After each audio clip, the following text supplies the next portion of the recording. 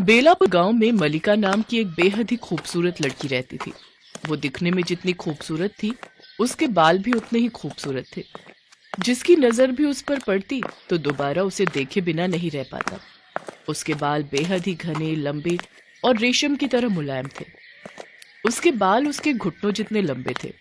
अपनी खूबसूरती के घमंड के कारण मलिका किसी से भी बात नहीं करती थी। एक दिन वो खुद को शीशे में निहारते हुए कहती है, हाय मलिका, जैसा तेरा नाम है वैसे ही तू अपने नाम की तरह खूबसूरत है। उसने की मलिका। मलिका अपने बालों की बहुत ही ज्यादा देखभाल करती थी। एक रात सोते हुए मलिका जोर से चीखते हुए कहती है, नहीं नहीं, ऐसा नहीं हो सकता, नहीं। क्या हुआ मेरी बच्ची, तू इतना घबरा क्यों रही है? माँ, मैंने सपना देखा कि मेरे सारे बाल झड़ गए हैं और अब सब मुझे गंजी गंजी कह रहे हैं और मुझ पर जोर जोर से हंस रहे हैं। तूने कोई बुरा सपना देखा है मलिका? तू सारा दिन अपने बालों में ही खोई रहती है, इसीलिए तुझे ऐसे सपने आते हैं। अब तू परेशान ना हो और चुपचाप से सो जा। वो हर किसी से कोई ना कोई उपाय पूछती रहती थी और उस उपाय को जरूर अपनाती थी। विमला काकी, आपके बाल इस उम्र में भी इतने काले और घने कैसे हैं? बेटा, मैं अपने बालों में रोज रात को सोने से पहले नारियल का तेल लगाकर सोती हूँ, इसीलिए मेरे बाल घने और काले हैं। एक रोज मलिका नदी किनारे अपने बाल सुखा रही होती है। तभी गांव के राजकुमार आदित्य की नजर उस पर पड़ जाती है। वाह, कितने सुंदर और घने केश हैं इस स्त्री के, दिखने में भी बेहद ही खूबसूरत है। अब तो हम इसी से विवाह करेंगे। अगले दिन ही उसके बारे में पता लगवाकर राजकुमार अपनी शादी का प्रस्ताव मलिका के गरीब माता पिता के घर भिजवा देता है। हमारे राजकुमार आदित्य कुमार आपकी पुत्री मल्लिका से विवाह करना चाहते हैं। क्या आपको ये प्रस्ताव मंजूर है? हाँ हाँ, बिल्कुल। हमें ये प्रस्ताव मंजूर है। ये तो हमारा सौभाग्य होगा जो इस गांव के राजकुमार से हमारी बेटी का रिश्ता जुड़ेगा। जब भी कोई मलिका के बालों की तारीफ करता, वो इतराते हुए कहती, मलिका यार, तेरे बाल तो बहुत ही खूबसूरत हैं। अरे कहाँ यार, बहुत ही बेकार बाल हैं, बहुत ज्यादा झड़ रहे हैं। लेकिन मन ही मन अपने बालों की खूबसूरती की तारीफ सुनकर वो बहुत खुश होती। एक बार उस गांव में हिमालय से एक बहुत पहुंची हुई वैद्य आती है, जिसके चर्चे सारे गांव में होते हैं। तभी मलिका को भी उसके बारे में पता चलता है। भाई, सुना है हिमालय से एक वैद्य आई है और वो सबको तरह तरह की दवाइयां दे रही है। वैद्य? फिर तो मुझे भी उससे मिलना चाहिए और अपने बालों को सदा ऐसे ही खूबसूरत रखने के लिए जड़ी बूटी लेनी चाहिए। मलिका उस वैद्य के पास जाती है और उससे कहती है, माताजी, मेरा नाम मलिका है और मैं अपने बालों से बड़ी परेशान हूँ। मेरे बाल ना बिल्कुल भी सुंदर नहीं है और बहुत झड़ते जा रहे हैं। मैं अपने रूखे सूखे झाड़ू जैसे बालों से बड़ी ही परेशान हूँ। मेहरबानी करके मुझे कोई ऐसी दवाई बताएं जिससे ये बच जाए। उस वैद्य ने जब देखा कि इतने खूबसूरत बाल होने के बाद भी वो ऐसा कह रही है, तो उसे समझते देर न लगी कि उसको अपने ऊपर कितना घमंड है। तो वो कहती है, हाँ हाँ ठीक है, तुम जैसा कह रही हो तुम्हारे बाल बिल्कुल वैसे ही हो जाएंगे और फिर कभी भी नहीं बदलेंगे। इसके बाद उस वैद्य ने कुछ औषधियां उठाई और उसके ऊपर काफी सारे मंत्र बोलकर मलिका को दे दिए और बोली, ठीक है, तुम जब भी अपने बालों में कुछ लगाओ तो पहले उसको इस डिबिया में रखना, उसके बाद लगाना, तुम्हारी इच्छा पूरी हो जाएगी। मलिका बड़ी ही खुश हुई। फिर वो डिबिया लेकर वापस आ गई। इसके बाद तो वो जब भी बाल धोने जाती तो अपना शैम्पू पहले उस डिबिया में डाल लेती और जब तेल लगाने जाती तो पहले उस तेल को उस डिबिया में रखती, फिर लगाती। देखते ही देखते 1 महीने के अंदर मलिका के सारे बाल झड़ गए और वो गंजी हो गई। ये देखकर मलिका बहुत परेशान हुई और किसी तरह अपना गंजापन छुपाते हुए वैद्य जी के पास पहुंची और बोली, माता जी, ये आपने मुझे किस तरह की डिबिया दे दी? उसका इस्तेमाल करने से तो मेरे पूरे बाल झड़ गए और मैं पूरी तरह गंजी हो गई। मेरी तो कुछ समझ नहीं आ रहा, मैं क्या करूं? तुम परेशान मत हो, तुम्हारे झाड़ू जैसे बाल पूरी तरह से चले गए हैं। अब तुम्हारे बिल्कुल वैसे ही बाल आएंगे जैसा तुम चाहती हो। इतना कहने के बाद वो महिला वहां से गायब हो गई। मलिका ये देखकर हैरान हो गई। मुझे तो कुछ समझ नहीं आ रहा कि मैं क्या करूं, लेकिन मेरे पास उस वैद्य की बात मानने के अलावा और कोई रास्ता भी तो नहीं है। कुछ दिनों बाद उसके सिर पर सचमुच में लंबे, रूखे और झाड़ू के समान बाल आ गए। जिस वजह से वो बड़ी भयानक दिखने लगी। एक दिन शीशे के आगे बैठी मलिका खुद को आईने में देखती है तो सोचती है, कुछ दिनों में मेरी शादी राजकुमार से होने वाली है। अगर उन्होंने मुझे इस हालत में देख लिया तो वो पक्का ही इस विवाह के लिए मना कर देंगे। वो इतना सोच ही रही होती है कि तभी राजकुमार के सैनिक राजकुमार का संदेशा लेकर आते हैं। कल महल में राजकुमार के जन्मदिन का आयोजन है और राजकुमार जी ने आपको इस समारोह में आने के लिए आमंत्रित किया है। कुछ देर सोचने के बाद मलिका कहती है, ठीक है, पर मेरी एक शर्त है। हमारे यहाँ शादी से पहले दूल्हे का दुल्हन को देखना अपशगुन माना जाता है, तो मैं समारोह में घूंघट करके आऊंगी और कोई भी मुझे चेहरा दिखाने के लिए मजबूर नहीं करेगा। उधर जैसे ही राजकुमार को ये बात पता चलती है, वो मुस्कुराकर मलिका की शर्त को मान लेते हैं। अगले दिन मलिका सुंदर सा रेशम का दुपट्टा सर पर ओढ़े घूंघट करके राजकुमार के महल पहुंच जाती है। दावत में तरह तरह के पकवान बने हुए थे। महल में नाच गाने से रौनक हो रखी थी। चारों ओर खुशी का माहौल था कि तभी अचानक तेज हवा चलती है और मलिका का दुपट्टा उड़कर राजकुमार के चेहरे पर गिर जाता है। राजकुमार जैसे ही उस दुपट्टे को अपने चेहरे से हटाता है तो उसकी नजर मलिका पर आ पड़ती है। उसको देखते ही राजकुमार चीख उठता है,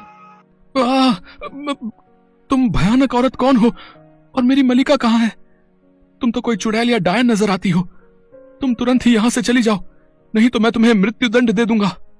मलिका भागकर वहां से चली जाती है। अब उसे समझ आ चुका था कि उसे अपने घमंड की सजा मिल चुकी है। उधर राजकुमार आदित्य ने मलिका को ढूंढने के लिए सैनिक भेज दिए थे। मलिका ने अपनी सहेलियों के साथ मिलकर नकली बालों की एक लंबी चोटी बनाई और उसे सुंदर सुंदर फूलों से सजा दिया और अपने कांटेदार झाड़ू जैसे बालों को पूरी तरह से हटाकर उस नकली चोटी को अपने सिर पर चिपका लिया और राजकुमार से मिलने गई। मलिका को सुंदर बालों के साथ देखते ही वो झट से विवाह कर लेता है। मलिका हमेशा सोचती रहती, अगर राजकुमार जी को मेरी सच्चाई का पता चल गया तब ना जाने क्या होगा। ऐसे ही कई महीने बीत गए। फिर एक दिन मलिका राजकुमार के साथ महल की बालकनी में खड़ी थी कि तभी वहां एक चील आई और उसकी चोटी उठाकर ले गई। राजकुमार उसको देखकर बड़ा हैरान होता है। मलिका का गंजापन देखकर वो गुस्से में चिल्लाते हुए कहता है, अगर तुम्हारा गंजा सिर अगले 10 दिनों तक बिना बालों के रहा तो मैं तुम्हें तलाक दे दूंगा। इतना कहकर राजकुमार वहां से चला जाता है। मुझे कैसे भी करके उस बूढ़ी वैद्य महिला को ढूंढना होगा और उनसे माफी मांगनी होगी। अब तो वही मेरी शादी बचा सकती है। अगले दिन सुबह मलिका उस वैद्य को ढूंढने हिमालय के जंगलों में चली जाती है, लेकिन उसे वो कहीं नहीं मिलती। फिर थक हार कर उसे जंगल में एक मंदिर दिखाई देता है। वो उस मंदिर में जाकर बैठ जाती है और माता की मूर्ति के सामने जोर जोर से रोने लगती है। तभी उसके सामने वन देवी प्रकट होती है। वो वही बूढ़ी वैद्य महिला थी।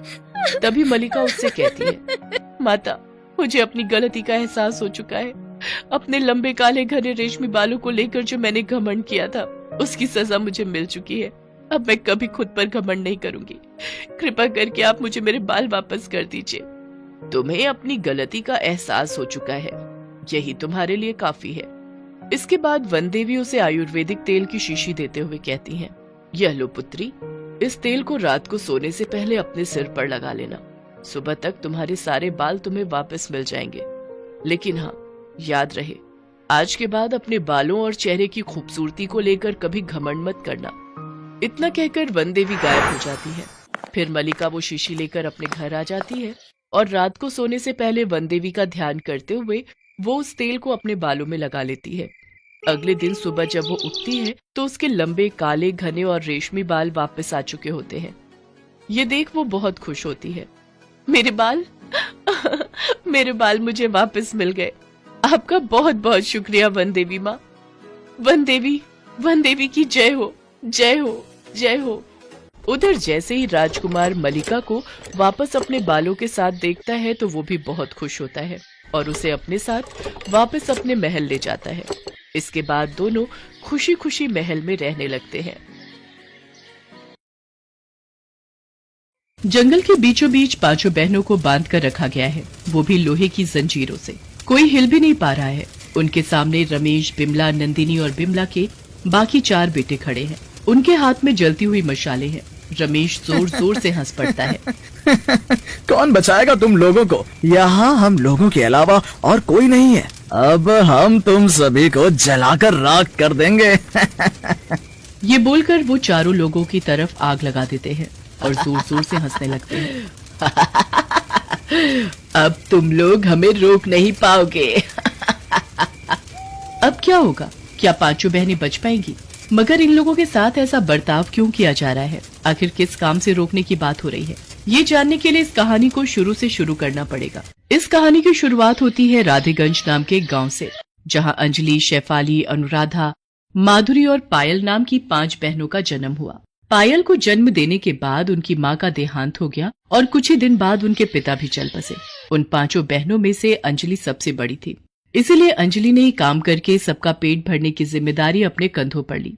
मगर एक छोटी सी बच्ची को कौन काम देगा? इधर उधर घूमने के बाद भी अंजलि को काम नहीं मिला। आज भी मुझे कोई काम नहीं मिला, आज भी हम सबको भूखा सोना पड़ेगा। कोई बात नहीं दीदी, हम भूखे ही सो जाएंगे, आप उदास मत हो। हम दोनों तो सो जाएंगे शेफाली, लेकिन बाकियों का क्या होगा? ये पायल तो इतनी छोटी है, उसे तो कुछ पता भी नहीं है। दीदी, मुझे लगता है हमें ऐसे कोई काम नहीं देगा। हम छोटे हैं, हमसे क्या ही काम करवाएगा कोई? इससे अच्छा हम कुछ और करते हैं। और क्या करें शेफाली? आज गांव के लोग आपस में बातें कर रहे थे कि गांव में एक बहुत बड़ा जादूगर आने वाला है और जादू देखने के लिए टिकट लेना पड़ेगा। एक टिकट की कीमत 100 रुपए है। हम भी तो जादू सीख सकते हैं दीदी, जादू सीखकर सभी को दिखाएंगे और पैसा कमाएंगे। हाँ, ये तूने सही कहा शेफाली। इसके बाद अंजलि ने खुद से ही कुछ जादू का करतब करना सीख लिया और इधर उधर घूमकर लोगों को दिखाने लगी। जादू का खेल तो सबको पसंद होता है, इसीलिए जादू देखने के बाद सब लोग अंजलि को पैसे भी देने लगे। उन पैसों से अंजलि घर चलाने लगी। ऐसे ही समय बीतता गया, सभी बड़े होने लगे और 5 बहनें मिलकर जादू का खेल दिखाने लगी। ये करते करते 5 बहनें जवान हो गई। दिन भर 5 बहनें यहाँ वहाँ घूमकर जादू का खेल दिखाती और शाम को घर लौटकर सभी अंजलि को सारे पैसे दे देती हैं। 5 के बीच बहुत प्यार होता है। ये लीजिए अंजलि दीदी, आज जादू का खेल दिखाकर बस इतना ही हो पाया। आज मेरा भी ज्यादा नहीं हुआ। कोई बात नहीं, हर रोज एक जैसा थोड़ी होता है। हम 5 ऐसे ही एक साथ रहेंगे और सारा सुख दुख एक साथ बांट लेंगे। तभी वहां पर गांव के मुखिया जी आते हैं। अरे मुखिया जी, आप यहाँ आइए, बैठिए ना, बोलिए क्या बात है? अंजलि, हम गांव वाले तुम 5 से बहुत प्यार करते हैं। तुम लोगों की शादी की उम्र हो गई है, तुम लोगों के माता पिता जिंदा नहीं हैं, इसलिए तुम लोगों की शादी का भार तो हम गांव वालों को ही उठाना पड़ेगा ना। शादी करके घर बसाना कौन नहीं चाहता मुखिया जी, मगर हमसे शादी करेगा कौन? वही तो बताने आया हूँ। मेरे पास तुम लोगों के लिए एक रिश्ता है। यहाँ से बहुत दूर एक गांव है रतनपुरा, वहाँ बिमला नाम की एक औरत रहती है। उनके 5 बेटे और एक बेटी है। अपने 5 बेटों के लिए वो लड़कियां ढूंढ रही है। अगर तुम लोगों की सहमति हो तो मैं बात आगे बढ़ाऊं। सहमति तो है मुखिया जी, मगर हम यहाँ वहाँ जादू का खेल दिखाकर किसी तरह गुजारा करते हैं। हम दहेज कहाँ से देंगे? अरे उसकी चिंता तुम मत करो, हम गांव वाले चंदा जमा करके दहेज का इंतजाम कर लेंगे। मुखिया जी शादी की बात आगे बढ़ाते हैं। बिमला को 5 लड़कियां पसंद आती हैं। वो दहेज में 5 लाख रुपए की मांग करती है। मुखिया जी मान जाते हैं और सभी गांव वाले मिलकर दहेज का सारा पैसा बिमला के हाथों में दे देते हैं। 5 बहनों की शादी हो जाती है और वो ससुराल चली जाती हैं। आज मेरा सपना सच हो गया, आज हम 5 को एक घर मिल गया। लेकिन अंजलि की खुशी ज्यादा दिन टिकी नहीं। 2-3 दिन बाद से ही 5 बहनों पर अत्याचार शुरू हो गया। बिमला 5 से घर के सारे काम करवाने लगी। उनकी ननद नंदिनी भी 5 पर हुकूमत करने लगी। ए भाभी, मेरे कपड़े धो देना। और वो सबसे छोटी वाली, क्या नाम है तुम्हारा? मेरा नाम पायल है।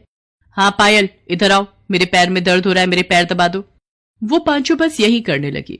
अंजलि का पति रमेश भी अंजलि को मारने पीटने लगा।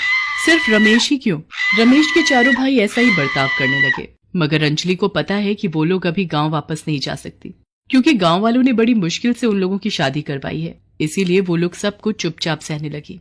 ऐसे ही 1 साल बीत गया। एक दिन शाम को बिमला, नंदिनी और बिमला के 5 बेटे एक कमरे में बैठकर आपस में बातें कर रहे होते हैं। अंजलि कमरे में बाहर से सब कुछ सुनने लगती है। 1 साल हो गया है शादी को, अब इन लोगों को खत्म करने की बारी आ गई है। कल रात को करेंगे माँ, जब ये सब सो रही होंगी तब इन लोगों का काम तमाम कर देंगे। हाँ, तभी तो भैया लोगों की फिर से शादी होगी और घर में दहेज का खूब ढेर सारा पैसा आएगा। ये सुनने के बाद अंजलि को सब कुछ पता चल जाता है कि ये लोग हर साल नई नई शादियां करते हैं और दहेज के पैसों से ही घर चलाते हैं। कमरे के अंदर से बिमला कहती है, मगर ये काम करेंगे कब? अंजलि डर जाती है। वो तुरंत अपनी बाकी बहनों को ये बात बताती है और उसी रात चुपके से उस घर से 5 बहनें भाग जाती हैं। भागते भागते वो एक जंगल में पहुंच जाती हैं। अंजलि दीदी, हमने क्या सोचा था और क्या हुआ? हम तो बस एक घर चाहते थे। वही तो, पता नहीं अब क्या करेंगे। गांव वापस भी नहीं जा पाएंगे और इन लोगों के सामने भी नहीं जा सकते, नहीं तो ये लोग हमें मार डालेंगे। इससे अच्छा हम खुद ही आत्महत्या कर लेते हैं, सारा दुख खत्म हो जाएगा। ये बात बोलते ही वहां हवा चलने लगती है, पेड़ पौधे सब कुछ हिलने लगते हैं और उन लोगों के सामने एक पिशाचिन प्रकट होती है। इस जंगल में ये काम गलती से भी मत करना, नहीं तो मेरी तरह इस जंगल में ही हमेशा हमेशा के लिए भटकती रहोगी। मैं तुम लोगों को जानती हूँ, तुम सब बहुत अच्छी हो, मैं तुम लोगों की मदद कर सकती हूँ। मदद? कैसी मदद? तुम लोगों को जादुई खेल दिखाती थी ना, मैं तुम लोगों को असली जादुई शक्ति दे सकती हूँ, जिससे तुम लोग उन शैतानों से बदला ले सकती हो। हाँ, हमें चाहिए जादुई शक्ति। ठीक है अंजलि, तुम सबसे शक्तिशाली बनोगी। शेफाली, तुम आग से ज्वाला निकाल सकोगी। अनुराधा, तुम पानी निकाल सकोगी। माधुरी, तुम जितनी मर्जी लंबी हो सकोगी। और पायल, तुम एक चुटकी में कहीं भी पहुंच सकोगी। ये बोलकर वो पिशाचिन गायब हो जाती है। 5 में जादुई शक्ति आ जाती है। तो चलो अब उन लोगों से बदला लेते हैं। पता नहीं उन लोगों ने कितनी सारी लड़कियों का सर्वनाश किया है, अब और नहीं करने देंगे। ये बोलकर पायल अंजलि का हाथ पकड़ती है, अंजलि शेफाली का, और इसी तरह सभी एक दूसरे का हाथ पकड़ लेते हैं और पायल सभी को लेकर एक चुटकी में वहां से गायब हो जाती है। वो लोग बिमला के घर के सामने आ जाते हैं। वाह, ये शक्ति तो कमाल की है। तभी वहां रमेश घर के बाहर आ जाता है। अच्छा, तो तुम लोग मरने के लिए आ गए? हाँ, मरोगे तो तुम लोग, हम लोग बदला लेने आए हैं। जरा जरा पीछे मुड़कर तो देखो। 5 मुड़कर देखती हैं और तभी बिमला, नंदिनी और बाकी 4 लड़के एक एक डंडा लेकर उन लोगों के सिर पर मारते हैं।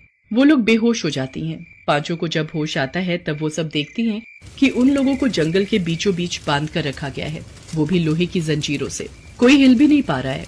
उनके सामने रमेश, बिमला, नंदिनी और बिमला के बाकी 4 बेटे खड़े हैं। उनके हाथ में जलती हुई मशालें हैं। रमेश जोर जोर से हंस पड़ता है। कौन बचाएगा तुम लोगों को? यहाँ हम लोगों के अलावा और कोई नहीं है। अब हम तुम सभी को जलाकर राख कर देंगे। ये बोलकर वो लोग चारों तरफ आग लगा देते हैं और जोर जोर से हंसने लगते हैं। अब तुम लोग हमें रोक नहीं पाओगे। मगर उन लोगों को क्या पता था कि अब इन 5 बहनों में जादुई शक्तियां हैं। अनुराधा तभी मुंह से पानी निकालकर आग बुझा देती है। वो लोग चौंक जाते हैं। अंजलि अपनी शक्ति का इस्तेमाल करके लोहे की जंजीर तोड़ देती है और बाकियों की जंजीर भी तोड़ देती है। अरे बाप रे, ये लोग तो चुड़ैल हैं, भागो भागो। वो लोग भागने लगते हैं और जंगल में खो जाते हैं। इन लोगों को मैं ढूंढ कर लाती हूँ। माधुरी बहुत लंबी हो जाती है। इतनी लंबी होने के कारण वो आसानी से बिमला, नंदिनी और बाकियों को ढूंढ निकालती है और सभी को एक पेड़ के साथ बांध देती है। अब देखो मेरा कमाल। ये बोलकर शेफाली अपने हाथों से आग निकालती है और उस आग में सभी जलकर राख हो जाते हैं। 5 बहनों को इंसाफ मिलता है। वो लोग बहुत खुश होती हैं। ये लोग अब और किसी भी लड़की का सर्वनाश नहीं कर पाएंगे। इसके बाद 5 बहनें जंगल में शांति से बस जाती हैं और खुशी खुशी जिंदगी व्यतीत करने लगती हैं।